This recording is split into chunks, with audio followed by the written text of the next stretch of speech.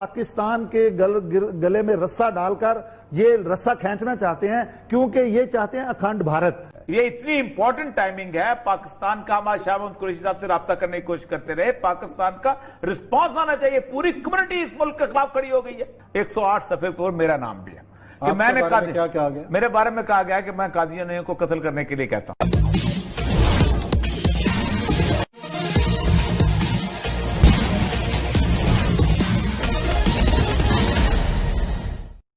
अगर एक आम भारतीय नागरिक की तरह आप पाकिस्तान की राजनीति पर नजर रखते हो तो आप यह पाएंगे कि 3 विषय पाकिस्तान की राजनीति में अस्थायी रूप से देखने को मिलेगा। पहला कश्मीर का मुद्दा, दूसरा सीपैक और तीसरा एफएटीएफ का मामला। इन तीनों के लिए पाकिस्तान भारत को ही जिम्मेवार मानता है। पाकिस्तानी मीडिया में आधा समय इन तीनों विषयों पर चर्चा होते रहती है और उसमें शामिल चर्चाकार पानी पी पी कर भारत को भला बुरा कहते हैं। इंग्लैंड के संसद ने एक 40 सदस्यीय सर्वदलीय समिति बनाई थी। उस समिति ने पिछले माह एक रिपोर्ट प्रकाशित किया है जिसमें सर्वसम्मति से इस तथ्य को रेखांकित किया गया है कि पाकिस्तान की सरकार खुद ही चरमपंथियों को संरक्षण, आर्थिक मदद और समर्थन देती है। आप लोगों को ज्ञात ही होगा कि चरमपंथियों को आर्थिक मदद उपलब्ध कराने के कारण ही पाकिस्तान को एफएटीएफ के ग्रे लिस्ट में रखा गया है और एफएटीएफ की अगली बैठक अक्टूबर माह में होने वाली है। इस रिपोर्ट के आ जाने पर पाकिस्तानी मीडिया में यह शंका व्यक्त की जा रही है कि पाकिस्तान अब अवश्य ही ब्लैक लिस्ट हो जाएगा। इस रिपोर्ट में भारत का कितना हाथ है, इसी की चर्चा पाकिस्तान के मीडिया में की जा रही है। आइए सुनते हैं आगे की चर्चा। पाकिस्तान के खिलाफ एक नई साजिश बुनी जा रही है।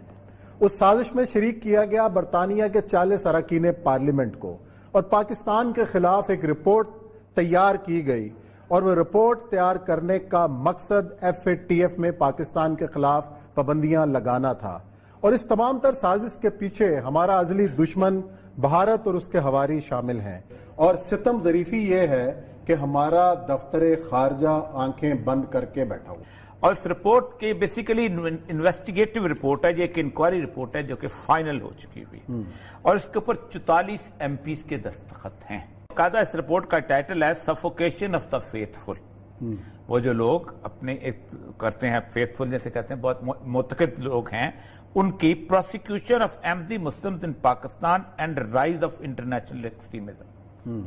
वो कहते हैं, ये रिपोर्ट का टाइटल ये है कि जो इंटरनेशनल एक्सट्रीमिज्म है, शिद्दत पसंदी है, वो बेसिकली पाकिस्तान की तरफ से हो रही है। और उन्होंने कहा है कि अहमदियों के खिलाफ पाकिस्तान के अवाम नहीं है, पाकिस्तान की रियासत जो है वो कर रही है। और उसके साथ साथ सबसे इंपॉर्टेंट चीज जो है उसके अंदर उनकी टाइमलाइन उन्होंने बताई है कि 1956 से लेके 2018-20 तक उन्होंने उसको कहा है कि ये हमारे खिलाफ से चलता चला आ रहा है। उन्होंने 4 लोगों को इकट्ठा कर दिया है, ईसाई, हिंदू, शिया और कादियानी।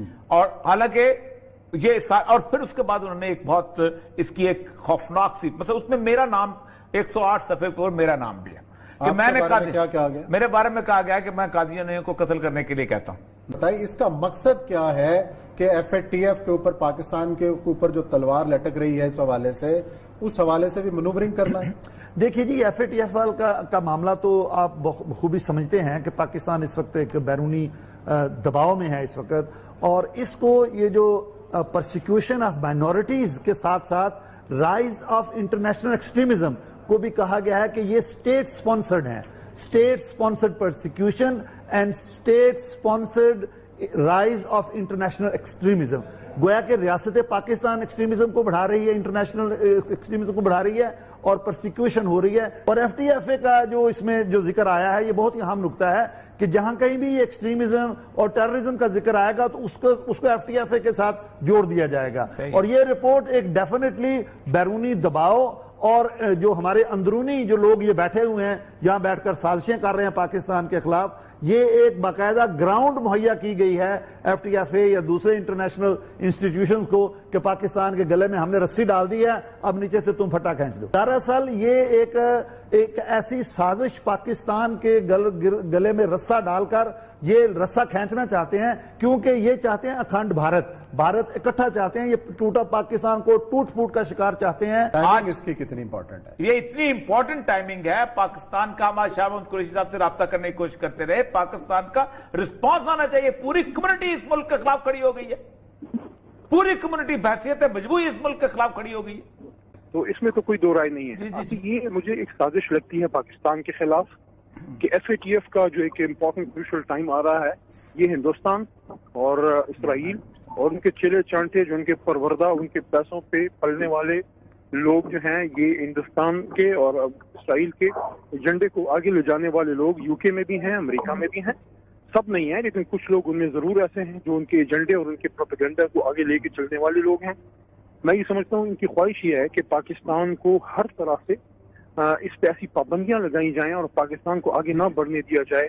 तो इस एतबार से अगर देखा जाए तो मैं पूरी दुनिया में बड़े वसूख के साथ ये कहता हूँ कि शिया सुन्नी की लड़ाई में भी बरतानवी MI6 का और अमेरिकन CIA का सबसे बड़ा हाथ होता है। इससे इस्तेफादा बरतानिया वाले करते हैं, इंडियंस करते हैं, इसराइली करते हैं। किसी थिंक टैंक की रिपोर्ट नहीं है, ये 44 पार्लियामेंट के मेंबरान की रिपोर्ट है कि हमारी वजारत खारजा या हमारा हाई कमीशन सोया रहा और शिया को उन्होंने इस साजिश के तहत इन अकलियतों में शामिल कर दिया गया। हुकूमती इदारे जो हैं उनकी तरफ से कोई मजम्मत नहीं आई कि पाकिस्तान एक न्यूक्लियर स्टेट है, तो पाकिस्तान की डिमोनाइजेशन और पाकिस्तान की इस तरह ह्यूमिलिएशन, ये पाकिस्तान को एक अननेसेसरी जो दबाव है उसके अंदर लाने के लिए इसके पीछे कौन से अवामिल कार फरमा है। हमारी इस वक्त ना ही सिर्फ इस रिपोर्ट में बल्कि ओवरऑल देखा जाए तो हमारी जो आइडियोलॉजिकल बाउंड्रीज हैं, नजरियाती सरहदें हैं, उनके ऊपर इस वक्त अटैक हो रहा है फ्रॉम द फोर कॉर्नर्स। हर तरफ से हमारी आइडियोलॉजिकल बाउंड्रीज जो उन पर अटैक हो रहा है। तो यह भी मैं समझता हूं कि पाकिस्तान के कानून को खत्म करने के लिए दबाव डाला जा रहा है। तो ये मैं नहीं समझता कि पाकिस्तान की हुकूमत इसमें आंखें बंद करके कबूतर की तरह बैठ जाएगी तो मसला हल हो जाएगा। ये FTF के लिए इनको एक ग्राउंड मुहैया की गई है कि रस्सा हमने डाल दिया, अब आप नीचे से फट्टा खींचो। अल्लाह ना करे कि ऐसा हो, लेकिन अगर हमारे हुकूमती इदारे इसी तरह सोए रहे तो मैं समझता हूं कि ये आज नहीं तो कल, कल नहीं तो परसों, ये यकीनी तौर पर इस रिपोर्ट को बुनियाद बनाकर ये यूनाइटेड नेशन में भी जाएंगे। पाकिस्तान की 70 साल की तारीख में पहली दफा एक पूरी की पूरी कम्युनिटी रियासत के खिलाफ खड़ी हुई है। आपने जो परिचर्चा सुना उसमें दो बातें महत्वपूर्ण रूप से सामने आई हैं। पहला, पाकिस्तान में अल्पसंख्यकों की स्थिति बहुत ही खराब है। आपको पता ही होगा कि पाकिस्तान एक सुन्नी बहुल्य इस्लामिक कंट्री है और वहाँ सुन्नी मुसलमान के अलावे बाकी सारे लोग, जिसमें हिंदू, ईसाई और अन्य शिया समुदाय आदि के मुस्लिम ही हैं, उनको अल्पसंख्यक माना जाता है और उनके साथ बहुत ही बुरा सलूक और भेदभाव किया जाता है। दूसरा तथ्य जो सामने आया है कि भारत के बड़े अंतर्राष्ट्रीय प्रभाव को स्वीकार किया गया है। इसलिए चर्चाकारों ने यह कहने की कोशिश की है कि भारत के इशारे पर ही यूके के 40 सदस्यों ने पाकिस्तान विरोधी रिपोर्ट बनाई है और इस रिपोर्ट की टाइमिंग इस प्रकार की है कि पाकिस्तान को भारी नुकसान हो सकता है, क्योंकि इस मुद्दे पर FATF की बैठक अगले माह अक्टूबर में होने वाली है। आप लोगों को ज्ञात ही होगा कि FATF एक संस्था है जो UNA के अंतर्गत काम करती है और इस संस्था को अन्य बातों के अलावे यह जिम्मेवारी दी गई है कि वह देखे कि कोई देश कहीं अवैध तरीके से तो चरमपंथियों को आर्थिक मदद तो नहीं पहुंचा रहा है। पाकिस्तान इस कारण ग्रे लिस्ट में 2018 से ही बना हुआ है। यह कोई पहला मौका नहीं है कि पाकिस्तान ग्रे लिस्ट में आया है। इसके पूर्व भी 2012-15 तक भी पाकिस्तान ग्रे लिस्ट में रह चुका है। आप लोगों को यह बताते चलें कि अभी विश्व में 2 देश FATF के ब्लैक लिस्ट में हैं और पाकिस्तान सहित 12 देश FATF के ग्रे लिस्ट में है। पाकिस्तान अगर यह सचमुच में मानता है कि भारत इतना प्रभावशाली है कि वह दूसरे देश के संसद के निर्णयों को अपने मुताबिक करा सकता है, तो फिर बजाय भारत से अनावश्यक दुश्मनी मोल लेने का सुलह का हाथ पाकिस्तान बढ़ा दे। इसके बदले भारत ने केवल एक छोटी सी शर्त रखी है, जम्मू कश्मीर या देश के अन्य भागों में चरमपंथियों को भेजना पाकिस्तान बंद कर दे। यह शर्त न केवल भारत के हित में है बल्कि पाकिस्तान के हित में है और पूरे विश्व के हित में है।